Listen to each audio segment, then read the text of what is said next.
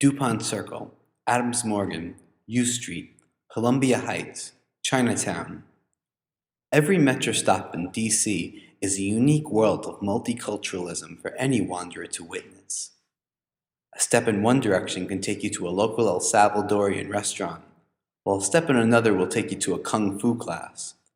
Still another will have you arriving at a Mediterranean cuisine prepared and served by staff from a diverse range of countries.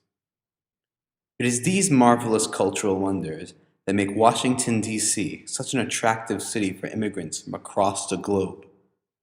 We were able to conduct 3 interviews with immigrant business owners regarding their experiences in and out of D.C. Their answers, as you will see throughout the documentary, provide interesting insight into how these individuals successfully bring their culture to the city, and the sheer depth of multiculturalism and internationalism that exists in Washington, D.C., thanks to people such as those whose voices we have heard.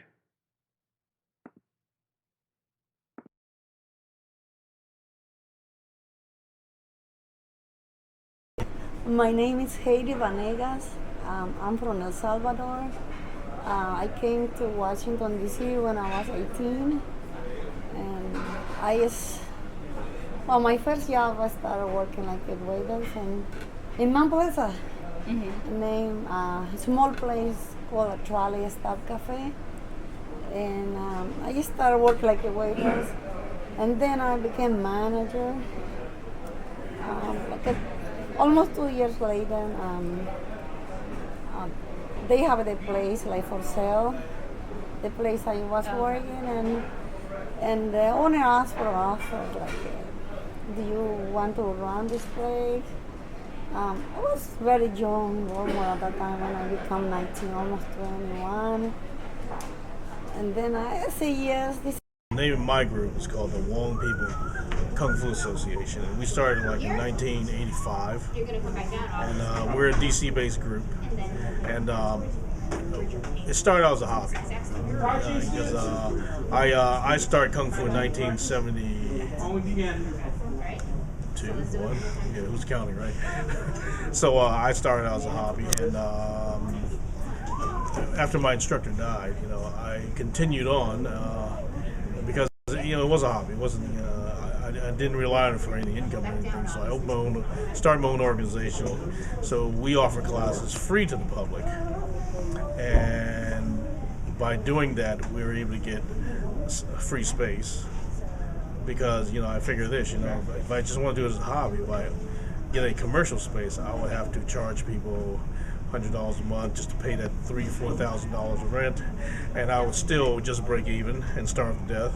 So why don't I just not charge and just get free space and still maintain the hobby? So I'm still doing it now in 2012. Yes. All now Lebanese Tavern has been open for a business for almost 31 years. Okay. And this is the second location. The first location was 1979 in Washington Boulevard, Arlington. That was the original one. This is the second one. So far we do have 11 locations, 6 dining and 5 cafes. Oh wow. And as you can see here, it's a restaurant. So by the way, my name is Youssef.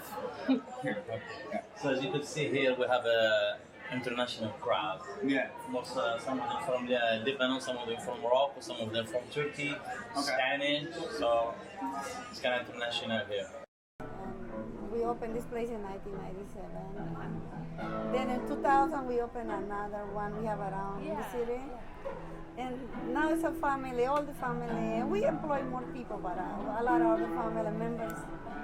We are the one who run the place. Well, the hardest part, I hope just finish or just end the hardest part. We have a conflict with very small, like a few neighbors, which given me a lot of discrimination thing, but a very few neighbors. I don't complain about. Around this restaurant. Right, to run. So they wanna rule me how to operate the business, which they say no music, no specials, and no they want to run my business and my life. And Yeah, I'm from Morocco. You're from Morocco? Yes, I am. I'm from Morocco. Okay, so what brought you here to America, Washington, D.C., I should say? For a little change, and here I am after 16 years. Really? So you've been here 16 years? Yeah, 16 All right. years. most interesting is the diversity of people, the multicultural, and overall I see a lot of freedom, a lot of free speech. We have the right. I feel more free. I don't know, maybe because a lot of people you see more. I feel more friendly, more jobs.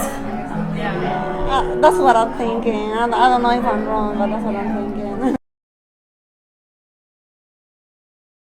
When you're in it so many years, you transcend race and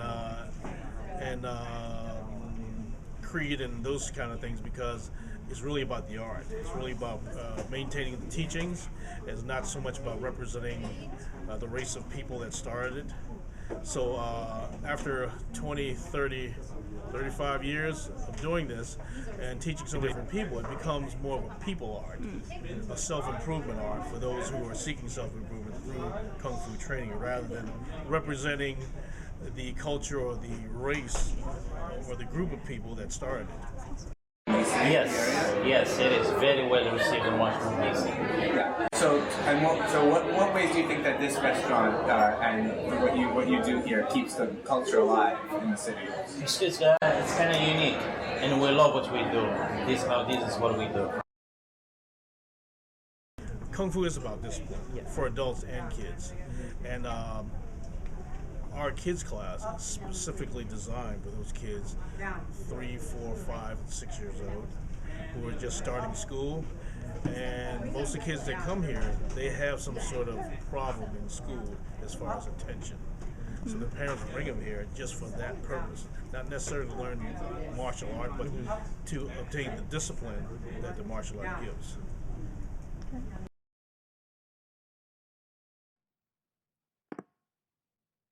It's easy to stereotype, and it's easy to make basic assumptions about people and cultures without really understanding them.